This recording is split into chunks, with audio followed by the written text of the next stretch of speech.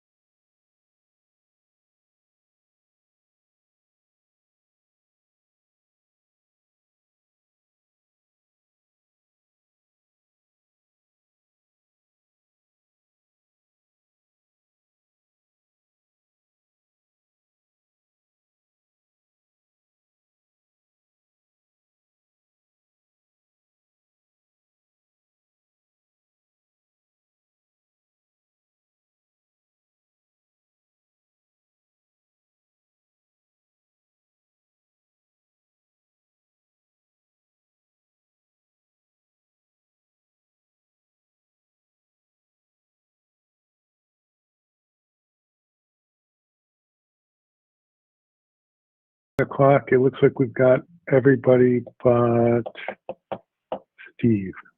Oh, nope, Steve's there. Great. So I'm going to go ahead and get started. I need a motion to reconvene to open session. Move. Second. Thanks. Second. Great. Okay, so you guys are it for tonight.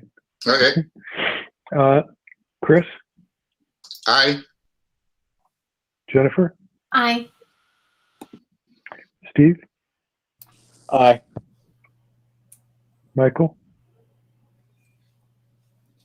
Aye. and I'm an aye as well. The motion carries 5-0-0. Let's please stand for the Pledge of Allegiance. Ready, begin. I pledge allegiance to the flag of the United States of America and to the republic for which it stands, one nation, under God, indivisible, with liberty and justice for all.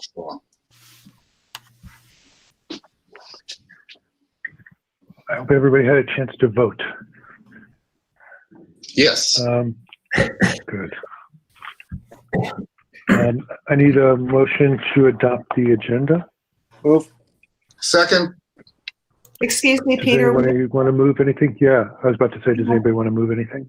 Yeah, we have one adjustment to make on the consent agenda. We have 2 new hires. We posted their start date as 11/2, which was yesterday.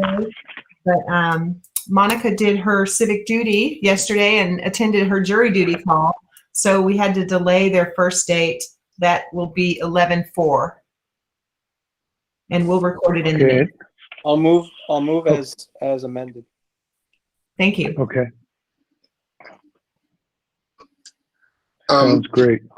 Peter, I'd like to add a second moment of recognition right before we adjourn, please. Okay, no problem. Thank you. So we'll add, any objections? Hearing none, we'll, let's call the vote on the agenda as amended. Chris, Aye. Jennifer, Aye. Steve, Aye. Michael, Aye. I'm an aye as well. The motion carries 5-0-0. Actions taken in closed session, we gave direction to staff regarding negotiations with CSEA. We can skip over the next one. No, this is the fun time. Yeah, Tonight. I have my my plaque. Thank you. Yes, please get the plaque out. But tonight is, we are honored to recognize our fearless leader, Peter Oppenheim, Dr. Oppenheim. He has the plaque from the district. Do you want to read it yourself, Peter? Or? Sure, I'll go ahead and read. I always get to read the plaques, so I'll miss this part. This plaque is presented to you in recognition of your service as a Spreckels Union School District trustee. With grateful appreciation, students, parents, staff, community members, and fellow trustees. Well, that's very nice. Yeah, so I just want to say service. a few words. Speaking of years of service, I've known Peter for a very, very long time. In fact, I had to cheat through the student records to figure out when Zach first entered Buena Vista. So his oldest came to Buena Vista more than 15 years ago when I was a new principal. Oh, Yeah, smart guy, by the way. We had to figure out how to skip him a year in math, but that's another story. But the entire time I've known Peter, he's been an absolute strong supporter of all things Spreckels, whether it's the staff, students, me personally. In fact, I think he's on record as buying the most expensive dog in the nation. True, in the thousands, and I hope that dog's still alive, Peter. Worth every penny. Oh my God, Good. we took her hiking this weekend in Tahoe. She's worth every penny. Well, I'm glad because I think we got a lot of art supplies for that. But for the last 9 years, he's been our fearless leader. Most of that time as a president, he's always provided calm, steady, strong leadership through both good and trying times. Without a doubt, every decision he made was, I think, in students at the center of his decision-making process. And he always redirected us to our mission statement when it was appropriate. And in fact, he's been with us so long, he actually had to reference 2 mission statements because you're part of the committee that helped us revise the latest round of that. So Peter, on behalf of the student, staff, and me personally, I want to thank you for your service to our district. Now I have the plaque and a dog to remember us by. And I just like my parting words, we all know Peter to be a brilliant Harvard-trained doctor, right? But I think his true moment of genius was finding just the right time to gracefully exit during pandemic. Peter, thank you on behalf of all of us and all the students that you've touched. We hope to stay connected, but you've deserved it. Tell Joanna she now has the first Tuesday of the month back, and I hope you take her out to dinner. I certainly will. I certainly will try, and I'm going to break open a bottle of champagne hopefully later tonight. So thank you all very much for that. That was lovely. I guess I get to say a few words now. Yeah, it's. I seem to have timed this well. I came on right after the financial crisis, and I'm getting out right as we're heading into the pandemic crisis. So they say something for timing.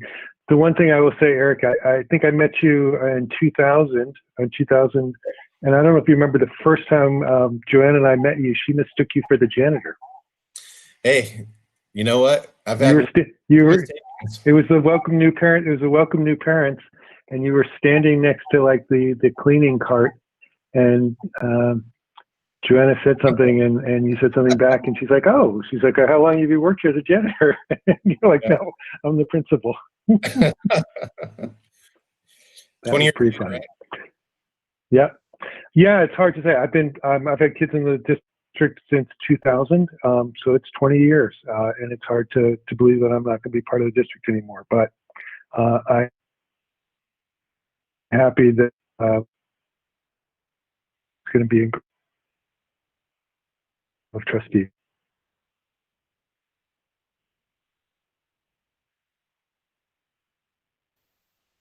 I think you're going in and out, Peter. I know you're saying some They're able eloquent words. We can't hear you. Donations and for donation. Ooh, I heard donation. Yeah, Is he giving us money? I think so. We're getting every 5th word, Peter. yeah, he's so emotional, he's breaking up. That's a good one, Chris.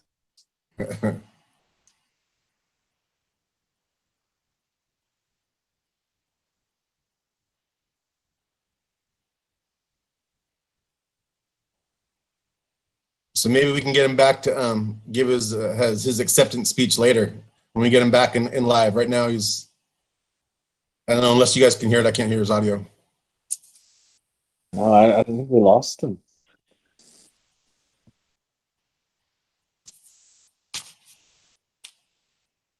Maybe give him a little wait time. Okay. Let's give him 30 seconds and see if we can get him back before we move on. Okay, hey. Oh, sorry, hold on a second. Hi, can you guys hear me? Now we can. You need to start your speech over, though. We missed a good one. Oh, no, it's all good. Hold on a second. Let me put my earbuds on here. I think it's just the issue with connectivity. If I lose it again, I'll call back in, but can you hear me again now? Yeah. Hello? Yeah, we can wait for the moment. Yeah. Yeah, I don't know what's going on. My earbuds, my phone call got dropped. Anyway, what I'm saying is it's great. I'm leaving the district in great hands. It's hard to believe after 20 years I won't be part of it, but I know I'm leaving it in great hands, and let's just keep on moving from here. How's that sound? In my goal to get everybody back to see how the election goes. I don't have anything on individuals who try design to address the board. Bargaining unit. Do we have anyone from STA? Yes. Pena? Yes. Thank you. Thank you for having us. Good evening. So first of all, STA would like to thank you, Dr. Oppenheim, for all of your service and your support of our union over the years. And we wish you well in all your future endeavors, and you will be missed in our district. As always, STA appreciates the opportunity to speak with all of you. As Monterey County inches its way away from the purple tier and toward the red tier of COVID restrictions under the state's activity and business tiers. And the district irons out the details of when and how reopening can occur. I would like to offer you a glimpse into our membership's diverse thoughts and concerns during this stressful time.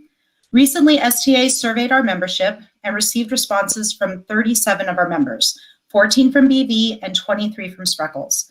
While some patterns can be discerned amongst sites and grade levels, many opinions surrounding how and when to open are divided amongst members, even at the same grade level, site, and subject. It seems that much of the potentially divisive emotions surrounding these questions come down to individuals' personal circumstances and struggles. One of the questions we asked our members pertained to last month's discussion around potentially applying for a purple tier waiver to return to in-person instruction. Only 27% of our respondents reported feeling comfortable returning to in-person instruction under purple tier COVID conditions. At the middle school site, teachers were unanimous in not supporting a return under current COVID conditions. At the elementary site, however, there was a large divide regarding the waiver discussion. Of the 23 teacher respondents, 10 expressed that they would be willing to return under a purple tier waiver. There was not a trend amongst grade levels as to their willingness to teach under these conditions. Rather, grade levels were largely divided in their opinions and comfort levels. Advocates of the waiver reported concerns of learning loss due to distance learning challenges and social emotional needs of students as the main driving forces behind wishing to return to in-person instruction. Opponents of the waiver reported concerns over health and safety for themselves, their families, their students, and the community at large. Another question asked of our members was in regards to mandatory masking for all students. Previously, it had been asserted that TK through second grade students would be highly encouraged to wear masks, but not required.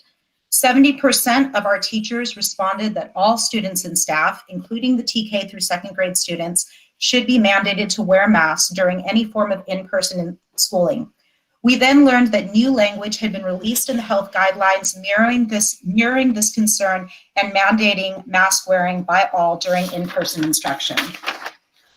The next question on the survey asked teachers their thoughts on the hybrid model. Here, several trends surfaced amongst the two sites. When asked which model was preferred, AM, PM, or alternating days, the middle school reported a strong preference for the alternating days model. 11 of 12 teachers answering the question opted for this model, while the elementary school reported a preference for the AM, PM model. 16 teachers at Spreckels chose this model and 6 chose the alternating days model. In all, the district was exactly split 50-50 between the two models.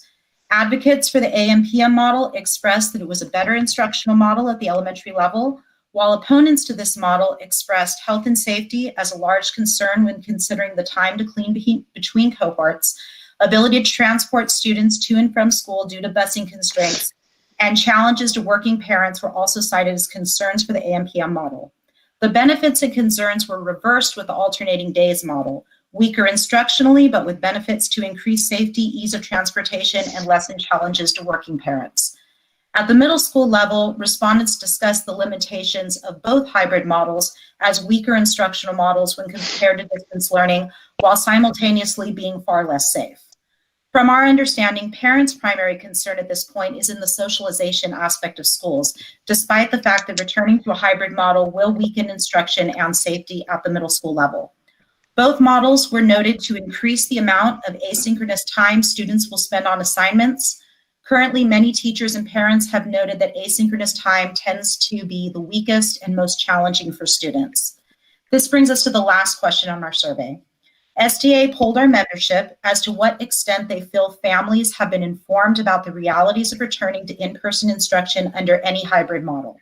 Only 13.5% of our respondents feel that families have received an accurate picture of what in-person instruction will look like for their children.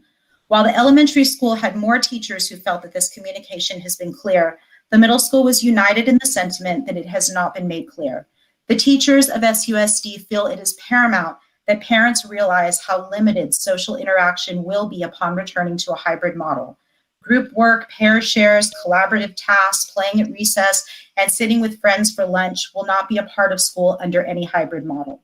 Students will maintain 6 feet of distance between all all people at all times, students and teachers alike. The social emotional peace parents are longing for, that we're all longing for, will not be possible under COVID conditions. The details and reality of this need to be made clear to our community. During these strange, stressful, and unprecedented times, there are strong sentiments on both sides that oftentimes come down to individual circumstances and challenges. While we may not agree on everything, there are some areas where we can find common ground. We all care immensely for the well-being of our students and our community. We all are struggling in this new world of education, and no model is without fault. Finally, each of us awaits the day when life can safely resume to a normalcy we are comfortable with. Until then, please look to numbers, science, and logic as your guide in these monumental decisions that will invariably yield lasting effects. We must be transparent with our community throughout the process, continue to gather as much data as we can, numbers speak volumes, and learn from those who are already testing these waters. Thank you for your time. Thank you. Anyone from CSEA? Board member comments? Chris? Yeah, I attended a conference online in October, the All in Equity, the Role of Implicit Bias from Self-Awareness to Systems Change. It was really a good conference, and the keynote speaker was Dr. Adolph Brown. I think that's the correct name, and he was really great. I encourage you to look up Dr. Adolph Brown online and see some of the work that he's done. I think we've all heard about the what do you have in your backpack in terms of things that you carry with you.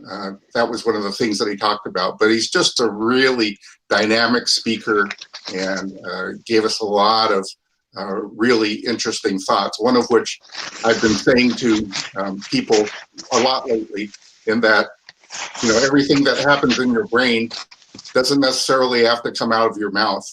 And I think that's good advice for a lot of folks.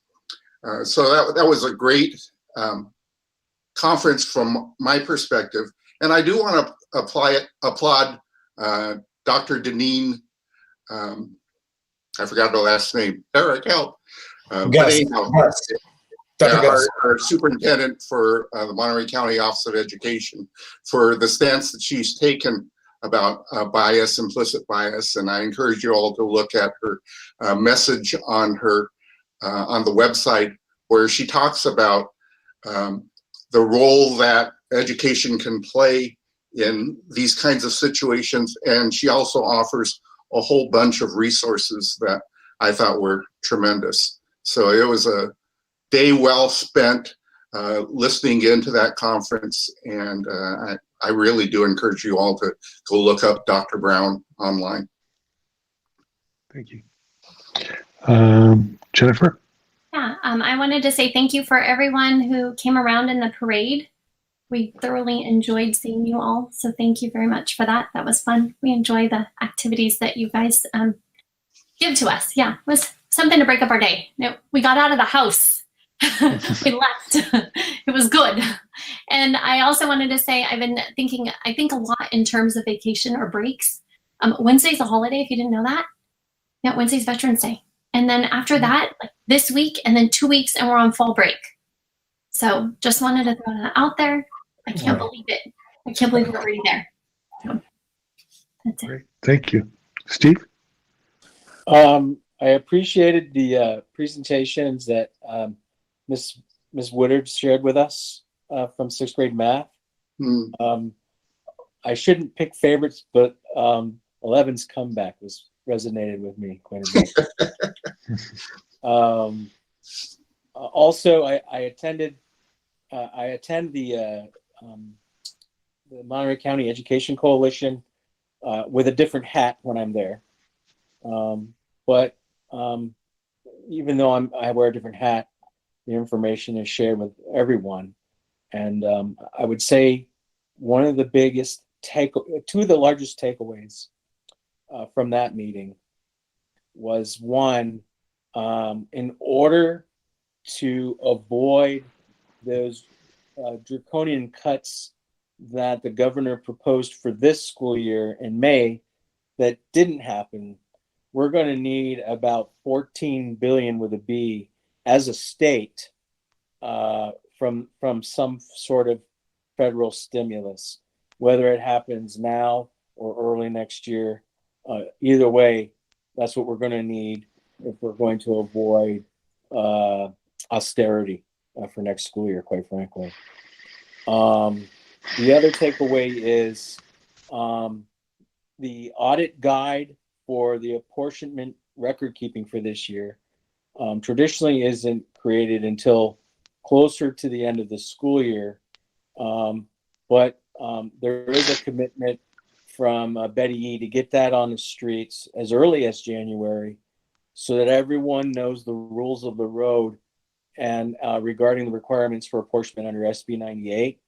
And it's my understanding that it will be a much more gentle interpretation for what record keeping needs to happen this year.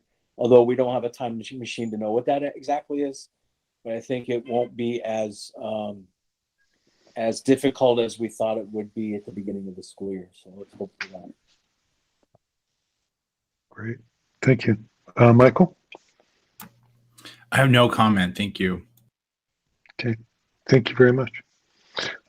Oral and written, I have no comments. Oral and written communication, we got numerous emails from parents supporting in-person learning and promoting us applying for a waiver. We also got letters from at least 12 teachers showing support for the AM/PM hybrid model, as well as a wonderful letter already alluded to from Ms. Woodard regarding student presentations, and those will be entered into the record. Superintendent report. Yeah, I was fortunate enough to join him online with the equity conference, and yeah, Dr. Brown, he's amazing. And today with me is he made a comment about how do we approach these divided times, and he said that change doesn't start in the White House, it doesn't start in the State House, it starts in my house or our house. And I thought that was among the many things that he shared about implicit bias. So thanks to the district for sending us. We had 2 teachers join us as well virtually. I also want to give a couple shout outs. First to Teresa, thank you for coordinating yet another parade. The Halloween parade was great. Wonderful chance this spring to reconnect and see our community and our students, even if it is through a window. It helps during these times. Another big shout out to BV's 8th grade social studies team of Christina Jones and Mel Ackerman. They coordinated with the MCOE a very powerful and extremely timely learning experience on electoral college. And they brought in actually a true elector from our voting district to explain to the kids the process. And confession time, I taught 8th grade social studies years and years ago, and I still didn't have an idea about the electoral college. I think I have a better grip after their presentation. So thank you to them. I hear there's something going on tonight that I may need to apply that knowledge. And so that, I will pass it to the principals. Thank you. Ms. Pavran, BV?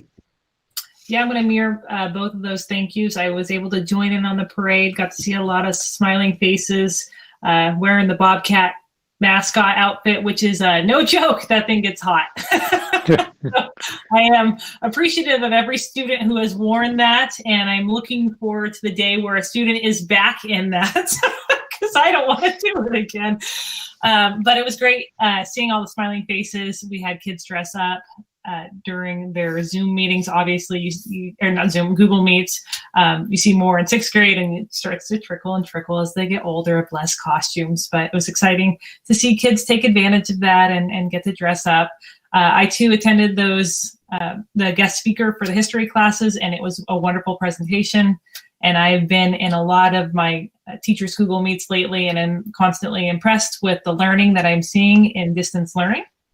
At the end of the trimester is next week, believe it or not. Friday is when teachers are starting to finalize grades, and we'll be sending out report cards the week after, so that you'll be getting your report cards in the mail right before Thanksgiving break. So hopefully that won't make or break anybody's Thanksgivings, but check school-wise just in case, so that you have a heads up. So, but yeah, we're moving right along. We've done our conferences. We are well aware that we are going to be painting these pictures of when we do come back in person, what it will look like. We know parents are looking for, support with socialization. We understand that at some point, just getting out of bed, taking a shower, and going someplace might be what some of these kids just need. And so we are working to support families. We're working to support the teachers. And, this is quite the year. So as we move forward, we'll keep you guys in the loop.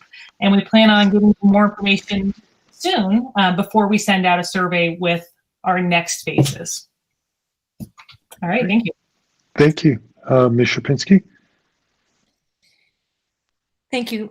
Dr. Oppenheim, I just would like to just take one short moment of my time and say thank you for all your years of service. As a new principal when you were already there, and I felt from the very first year all the way to this year, a ton of support from you. Always can be honest, and you always have listened and been open-minded. And I agree with Eric. You have always had the kids at the center of all that you have decided on and worked to. And I just really appreciate all the years you put in, because it's not an easy job. And you're always very thoughtful and careful about your decisions. And I do appreciate all of your time. So thank you for your service. Thank you. Thank you very much. You're welcome. And I want to start with the happy stuff and say that thank you for the thank you, but the parade was really fun. I have a plan in my brain for Christmas time, so it's already percolating. But and it's just because it really matters that we stay connected as a community. I really believe that's what's special about Spreckels, and these are just little ways that we can do that. And any ways we can find, we need to continue it, because it's really important, whether we're on campus or not. It doesn't matter. That's what makes us special. And I also want to echo what Kate said about really working towards planning for reopening for phase 2. We're working really hard. We did a ton of planning in the summer before we even knew how it was going to begin, and going back to that plan and fine tuning it. I know Kate and I are both bringing in staff members to give their input and help us problem solve and think through things that I think I know, but being the custodian there, or being the librarian, or being in the office, or being the teacher, whatever it is, they all have their ideas and ways to share that'll really make it a really good plan with a lot of input and suggestions. So we actually have a meeting coming up this week, just the Spreckels site, to talk through some of the beginning pieces. And together as a management team, we're going to keep the parents well informed and make sure they really do understand the schedules, what it'll look like on campus, and how that will happen. And I want to echo what Kate said about the social part. I agree. I know it's not going to be the same, but I think it's hugely important that kids can go to school, whatever it looks like, that they can get to school and see other people and do some learning on campus when it's safe to do so, and when we're allowed to do that. So I agree with that. And I just wanted to share really quick that we're coming up on conferences. So it's time for Spreckels conferences right before Thanksgiving break. And the teachers are doing assessments and starting to get ready to get sign-ups with parents and schedule their conferences. So those things are all coming down the pike. And I also wanted to say that I've been enjoying time in the classrooms and the Google Meets, and just to see the kids' faces, and it's just fun to see them say, "Hey, Mrs. Sierpinski," when they see my face. And they're doing a wonderful job with learning. They're working hard, and the teachers and support staff that are in those meets and supporting those kids are working tirelessly to do the very best job they can. So I want to give them a lot of props. I'm very proud of our community and how hard we're all working through this really trying time. So Thank you. Thank you. Do we have anyone for SUF or PTO? Okay, hearing nothing, we'll go straight into the fund balance report. Veronica, you're up. Yeah, I'm going to present my screen. So bear with me. Let me see if I can get it up. No problem.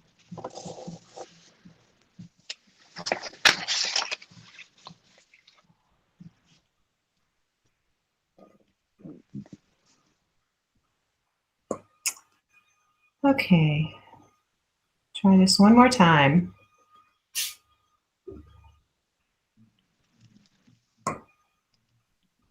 Let me know when you can see it. It is up. Okay, so we're going to quickly jump to page 7.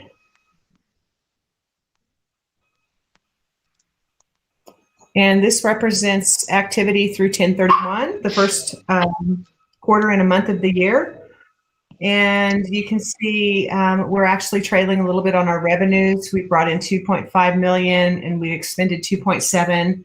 So we do have a very small shortfall this month, which was to be expected.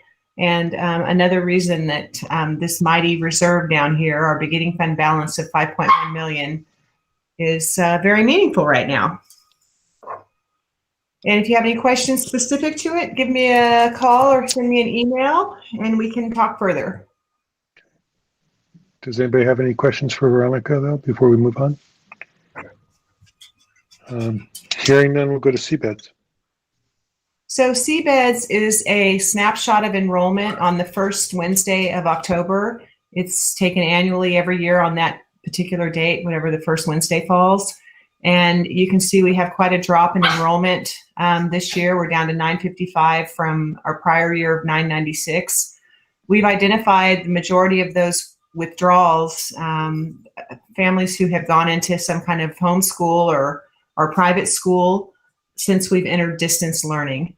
The important thing about this number is that it will at some point drive our budget assumptions.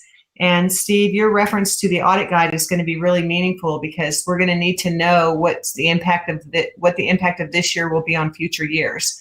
Because if we do have to treat this as we have assumptions in prior budget development, that clearly puts us into the status of declining enrollment, which is a whole new set of challenges.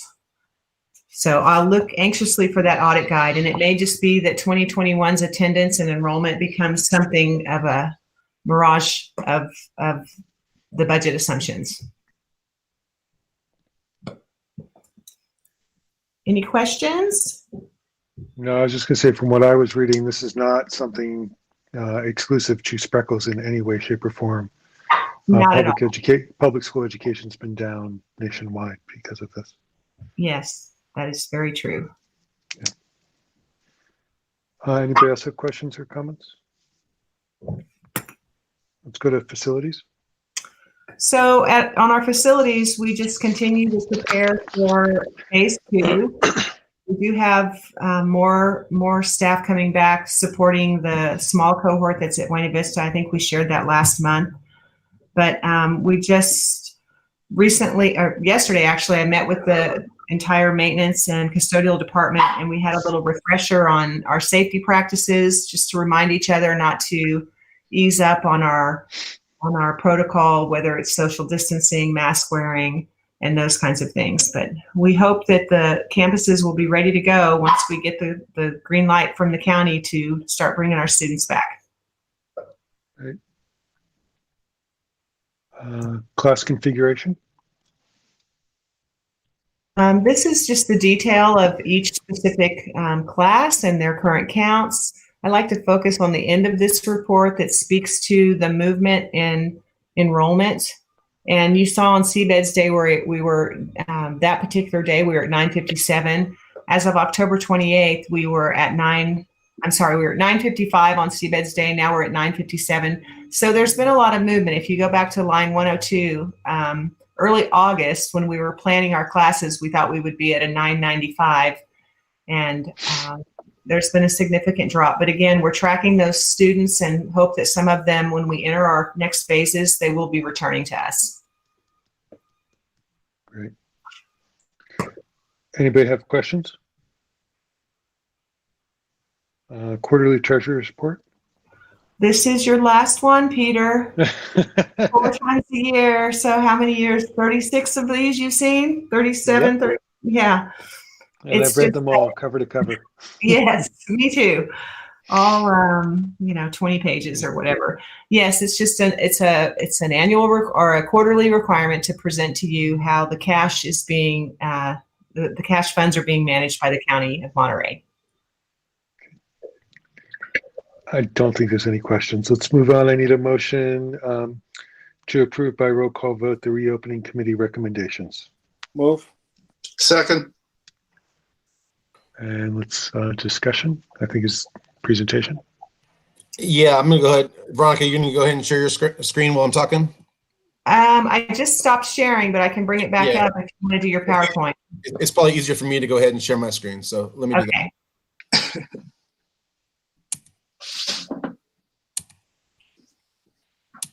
Let me know when you guys can see it, please. We can see it. Yeah. Great. So at the last meeting, we were directed to go back to the reopening committee and come back with some recommendations moving forward. And we have that tonight. Before I share, I just want to go ahead and thank the reopening committee. In total, we're about 30 people, and I think it was a nice reflection of the district. We had some members that were ready to go back to school in March. We have some that I think are waiting for a vaccine and are very hesitant. And we have everybody in the middle. And I think that is a true reflection of society right now. And again, it's hard to build consensus with that type of group, but I feel like tonight we are coming with 3 recommendations that we could all get behind. It's not an easy committee to be on at times, very intense, emotional, at times divisive conversations, but they are informed and honest conversations. So again, I want to thank all of the members. And here's the agenda. I'm going to go ahead and share just the updates of the variables that really affected the recommendations, specifically the COVID metrics and surveillance testing before getting into the recommendations.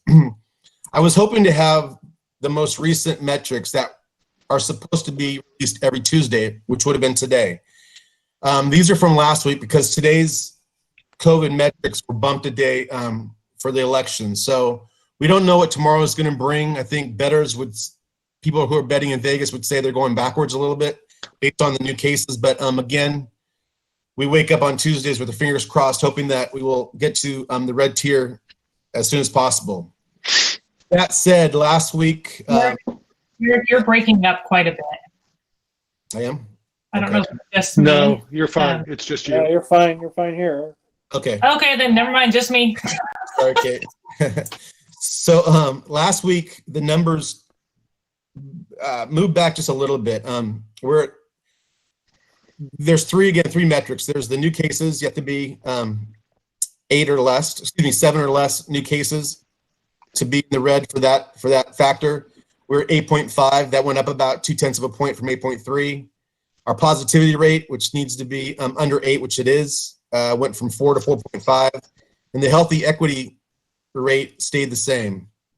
So another way of looking at that is with these graphs, and we'll speak to the waiver in a second, but to be under 14 cases per 100,000, we as a district can apply for a waiver. But again, there's more considerations. It's not that easy. And to get to the real number of 7, the red, as you can see, we're kind of flatlining here, and we'll see where tomorrow brings us. The second graph has to do with the positivity rates. And we've, for some time, been underneath the red. In fact, we're actually underneath the next tier, the orange. The line above is the equity index. Any questions about the metrics before I move on? So the metrics really a lot of our recommendations. And again, we had some very informed, emotional, often divisive discussions, but I think at the end of the time together, And I want to thank the committee again. They signed up in June and probably didn't know this was a 6-month plus kind of stint. They've been really good about coming with positive ideas, sampling stakeholder groups. And the first recommendation has to do with the waiver. After our last board meeting, I received quite a few emails from members of the district. A lot of them were passed on to the board, urging the board to apply for a waiver. And the committee had a very lively conversation about that. And in our first pass, we took a vote on should we apply for a waiver, and the committee was split 57 against, 43% yes. Now, what was interesting to me was that didn't follow any type of party lines. What I mean by that is we had administration, teachers, parents, all voting different ways, kind of half and half within each group. So there was really no rhyme or reason. And I think that's reflective of our district right now. And it plays into this because without that having, most people on board with the waiver, including labor groups, it would be very hard to pull off. The second factor that affects the waiver at this point is a lack of surveillance testing at the county level. What I think a lot of people, when I understand how people want us to apply for a waiver, I totally get it. Kids need to come back sooner than later. That's at least how I believe. But without the testing infrastructure, it's going to be difficult.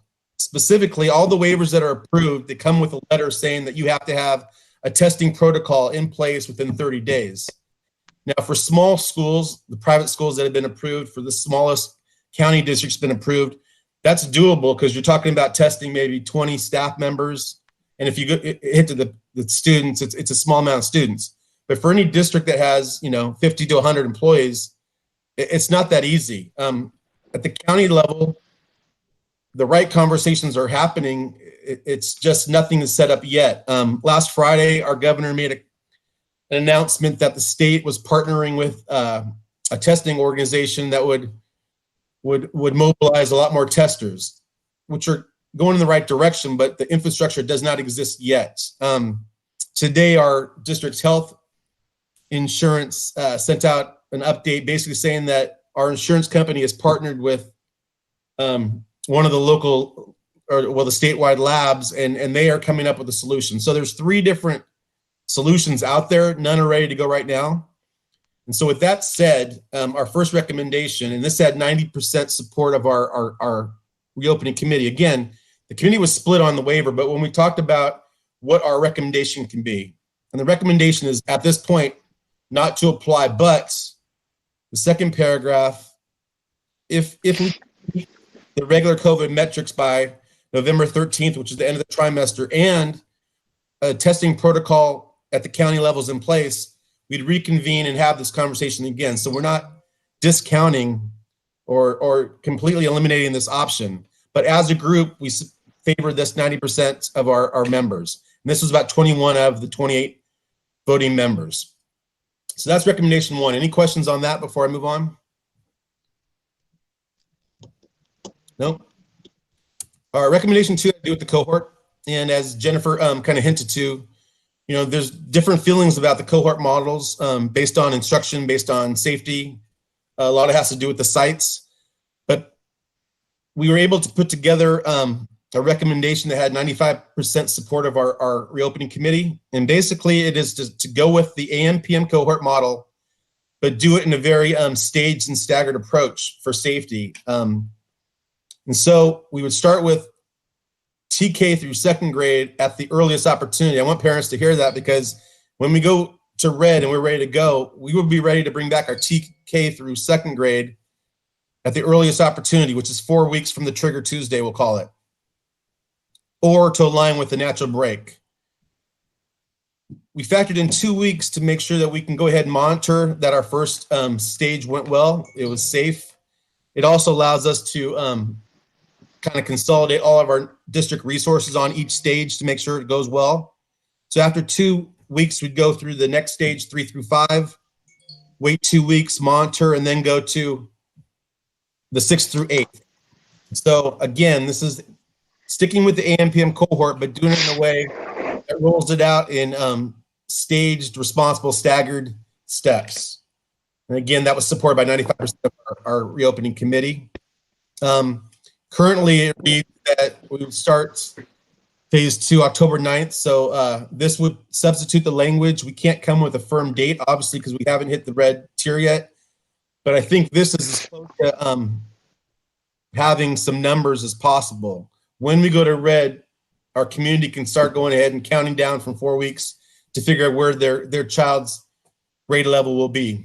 The last recommendation has to do with the face covering conversation. And we approved our initial plan in July 28th, and it was based on the language then. Since then, the language for the young guys, as Jennifer mentioned, has become stricter, really strongly encouraging all students and staff to have face covering.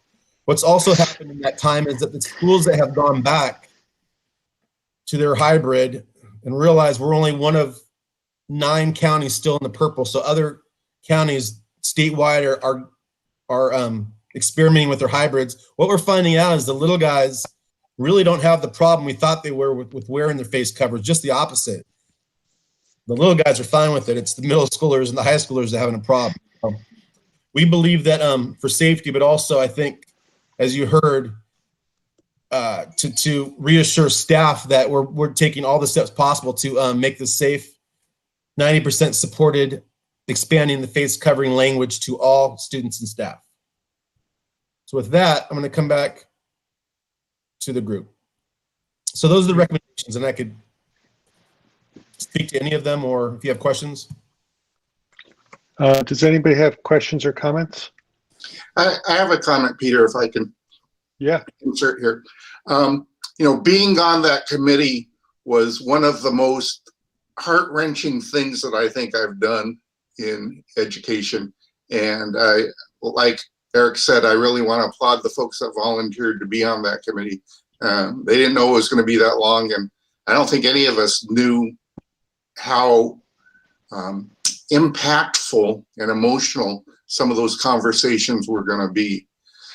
To have gone through all of that, and I hope that people do feel like they all got heard, and that there was understanding amongst the group to come out with a set of recommendations that have the kind of support that we're talking about here is really a phenomenal piece of work. And I just think it's really indicative of the kind of people that we have in the district, folks that we have working for us. I remember one conversation where Jennifer had to talk about, well, wearing this hat, I want to say this, and wearing my mom hat, I want to say this. And, she had to reflect these different points of view, and did it beautifully, professionally, and appropriately. And there were a number of people that had to look at things from different standpoints. I just wish that more people in the district could go through some of that journey with us, because where we ended up may not be something that folks will understand in the context of what we went through and where that committee ended up. So one, I want to applaud all that work, and two, I want to note that this was quite an accomplishment to end up with the kind of consensus that we ended up with. Thank you. I want to thank you for your work and everybody else on the committee. Anybody else have comments or questions? I just want to echo, I wasn't on the committee, but I'm going back and coming back to us with near consensus on the recommendations. I mean, it's approaching consensus, total consensus almost, is just goes to show that certainly didn't start off that way, but we got there. And I thank everyone on that committee for their time, their perspective, their lenses, sometimes multiple hats. And I know it wasn't easy. I get it. Thank you, everybody. I also would like to say, that Chris, it's been really great to be going to these meetings with you and just showing the support for all of the people on the committee. I know that it's hard, and something that I want to reiterate what Teresa has said about our community, and something that I really admire and love about being a part of this is that we're strong together. And I know that however it is that when we go back, whatever we have the schedules and everything that we're picking, we're going to make it the best, because that's what we do. And it's going to be, it is. I'm excited. I was so nervous. I have so many different conflicting emotions about this, but I just know that it's going to be a good experience for the kids. And I know that we're going to put our very best into it. And I'm looking forward to that part of it. Thank you. Michael, did you have anything? Hearing nothing. No, sorry, I was unmuting. No, I just really appreciate all the work that the reopening committee did, and I'm really thankful, and I have a lot of gratitude. Thank you. Thank you. I echo everything as well. I'll go ahead and call the vote. So this is going to be approve the reopening committee's recommendations. Chris? Aye. Thank you. So I got you. Jennifer? Aye. Steve? Aye. Michael? Aye. I'm an aye as well. The motion carries 5-0-0. That brings us into I need a motion to, I guess, approve the revised November 2020 reopening plan. Move. Who's my first? Second. I moved it. Did you hear me, Peter? No, I didn't. I Okay. didn't. Yeah, I got you. Okay, Chris? Second. Oh, aye. Okay. Second, aye. Yes. Yeah. Second. I guess, I mean, does anybody want any more discussion on this? This is just, I thought we had discussion on the previous. Is there anything? Yeah, this is the document that we approved on July 28th. Basically, the three recommendations are now in this new document for revision approval. So the three recommendations that you approved are now in the new document moving forward. Okay, which we're going to approve if everybody votes on it. I will call the vote unless I'm looking at people's faces to see if anybody wants to say something, and I don't see anybody saying they want to say anything. Chris? Aye. Jennifer? Aye. Steve? Aye. Michael? Aye. And I'm an aye as well. Motion carries 5-0-0. Thank you all. I now need a motion to approve the instructional minutes and bell schedules revised revision I'll move it. for November 3rd. Second. Did you move, Steve? Yeah. Can you folks hear Okay. me? Second.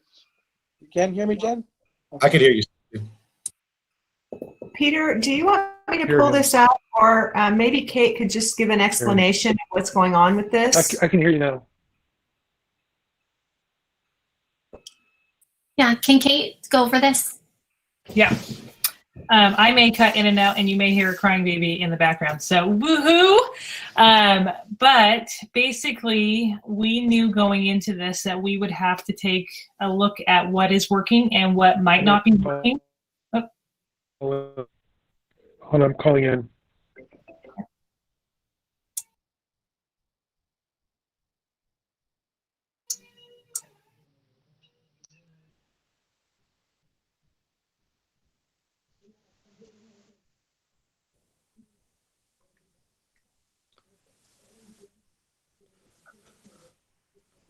Hi, it's me. Hi, it's me. Okay, I should get rid of the echo now. Sorry, trying this again. I don't know if it was me cutting out or if it was you guys. I'm going to turn the camera off. I'm having some tech issues on my end, so it could be me. Oh, no. Am I good to Okay. go? Oh, Peter, Kate is telling us about the revised schedule. Okay. Basically, we knew going into this that we were going to have to take a look at what we're doing and adjust accordingly throughout distance learning. And none of us predicted that we would be in November and still doing distance learning. And so with that, we're about to enter into the second trimester. And throughout the course of the first trimester, I've received a lot of feedback from students, some parents, teachers regarding kids having headaches, their eyes burning, and not having enough breaks in between classes to really take a break from the computer screen. And so what this revised bell schedule is doing is cutting class time from 90 minutes to 75 minutes and making the elective class 75 minutes as well, instead of that 50-minute class that some of those kids who are enrolled in skills classes will have. So all kids will have the same dismissal time at 1:45 every day, but classes will now be 75 minutes instead of 90 minutes. The other thing it's doing is making breaks 45 minutes instead of 30 minutes. So it'll actually give kids time to eat those lunches that they've been cramming down every day and actually get outside. What we wanted to keep some consistency, and so homerooms are still the same time at 8:15, and there's classes still start at 8:30, 10:30, and 12:30. So the breaks occur at the very end of each class period. So there should be no difference with parents, setting watches for their kids or students having to remember different start times in their classes. The end time will be different instead. That makes sense? Thank you very much. Now I know what time I need to get up in the morning. Great. Does anybody else have any questions or comments or concerns? Hearing none, I'll go ahead and call the vote. Chris? Aye. Jennifer? Aye. Steve? Aye. And Michael? Aye. I'm an aye as well. Motion carries 500. Special education program update.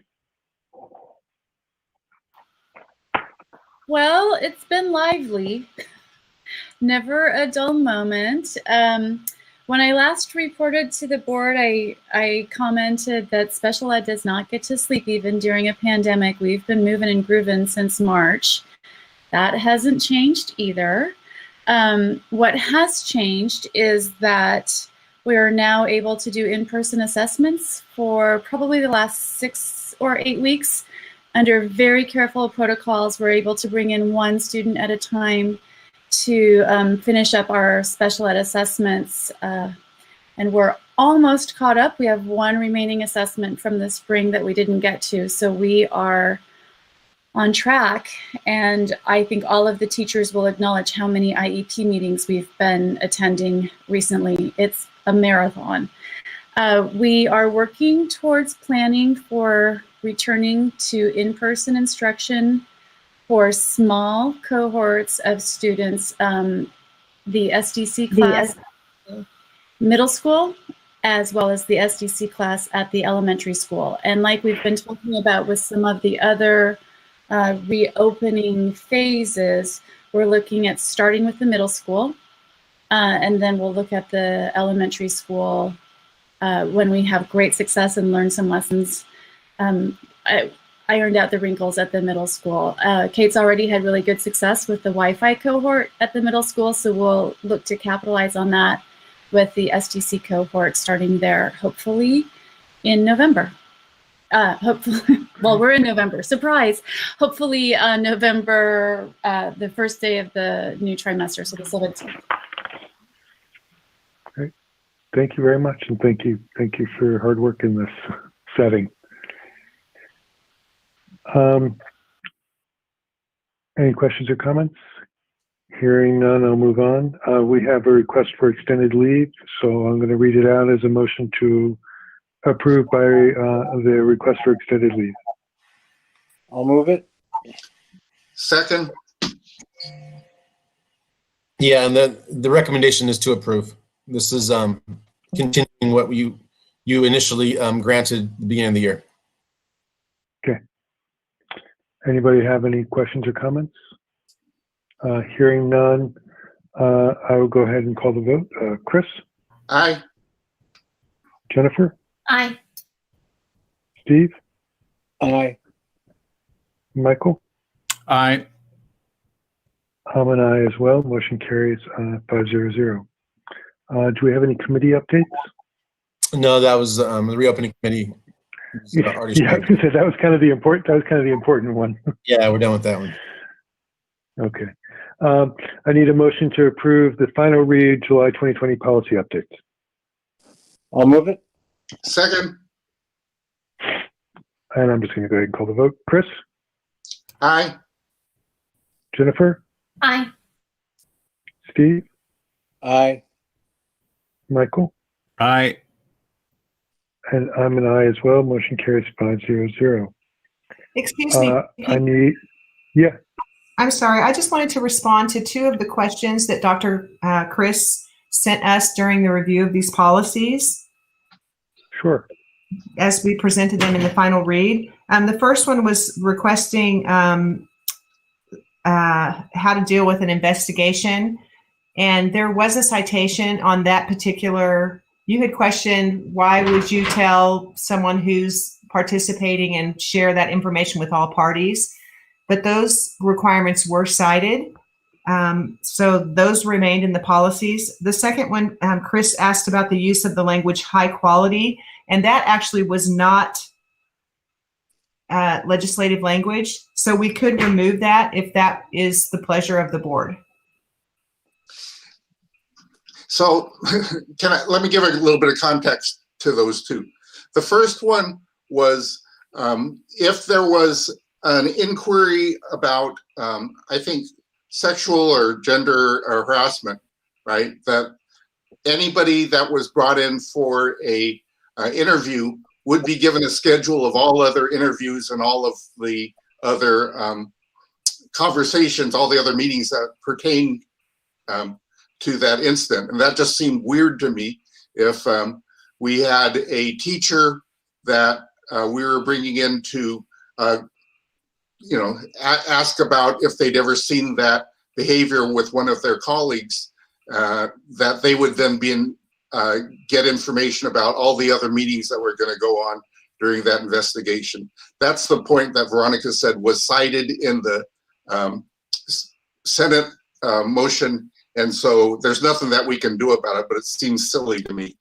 The second one was where I was asking about, there was a notice about high quality education, but there was no definition of high quality education. And so that was a criterion that we could be questioned on, but we were giving no explanation of that. And so I think if we just wanted to clarify, well, I would take out the high quality, that we met standards or something like that, is what I would suggest. So can we approve this policy except for that one clause and then come back and consider that clause? I think you can approve it with the removal of the words high quality in BP 5141. And I will record that in the minutes that we made that adjustment. Okay, thank you. Are there any objections? Okay. I think we'd actually just called the vote, so thank you for clarifying what we just voted on, Chris. That's all.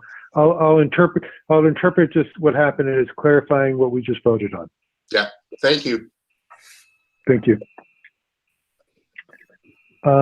I need a motion to cancel the regular board meeting on December 1. Oh yeah, that happens.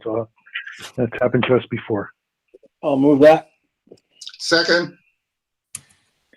So the only thing stopping us, Peter's already missing us and he wants another board meeting in December. No, I remember it's something about you have to have some intervening days before you can swear in the new board members. Yeah, so you'll actually be active for the first week or so until we do that. Okay. Oh, we don't necessarily have to meet. Okay. So the next one is going to be scheduling a special meeting. All right. So Chris? Aye. Jennifer? Aye. Steve? Aye. I'm sorry, did we actually get a first and a second on that? Yes. Of course. Okay. Okay, good. I'm just double checking. Michael? Aye. You got me distracted. I'm an aye as well. Eric, you got me distracted. Motion carries 500. And I need a motion to approve a special organizational meeting on a date and time to be discussed at once we have a first and a second. Yeah, I'll move it. Second. Yeah, I know it's kind of iffy, but we'll just go with that.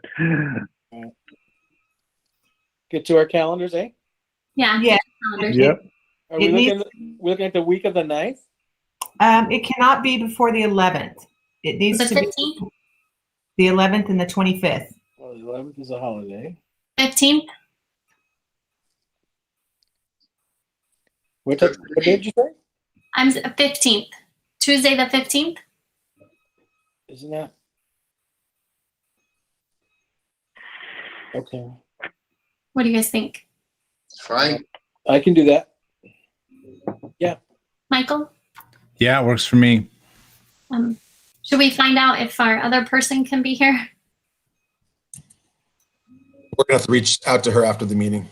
Okay, thank you. Do we want a special time or usual time? Usual. Let's keep it 6. 6:30. 6:30. Well, 6:30. Well, for specials, we can start anytime. So if we want to start earlier at 6, whatever is your preference. I like 6:30. Yeah. I like the whole regimen. Keep things the same all the time. She likes having a bell schedule. I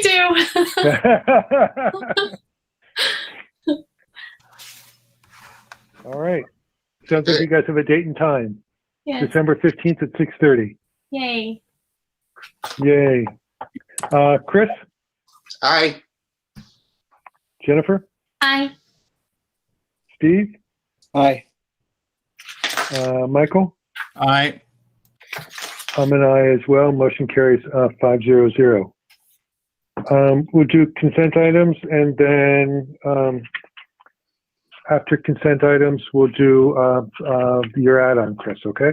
Yes. I need a motion to approve the consent items. I'll move it. Second. We've already noted the pullouts for that. So, Chris? Aye. Jennifer? Aye. Steve? Aye. Michael? Aye. And I'm an aye as well. Motion carries 500. All right, Chris, you have the floor. Peter, I know that we've already said officially as a district, thank you to you for all the work that you've done.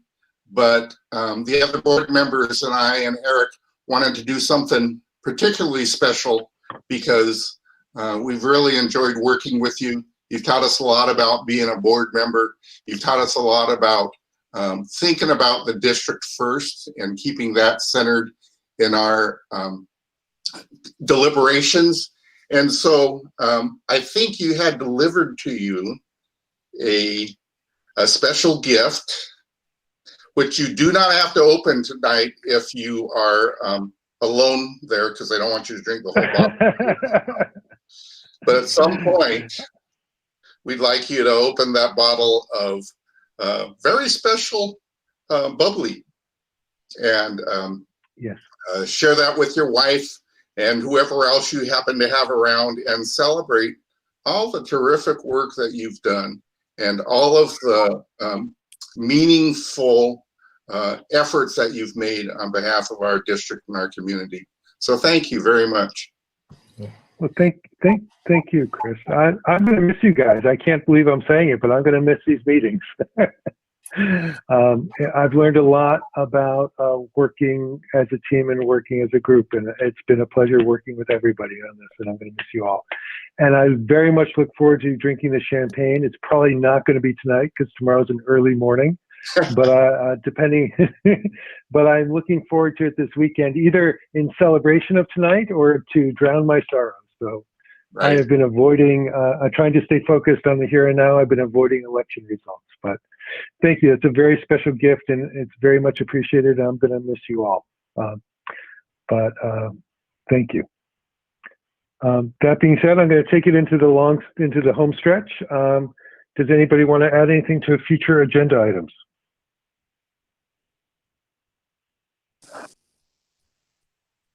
Hearing nothing, I'm going to, for the last time, ask for a motion to adjourn. Motion to adjourn. Thank you. Chris? Oh, hello. Aye. Thank you. Jennifer? Aye. Steve? Aye. Michael? Aye.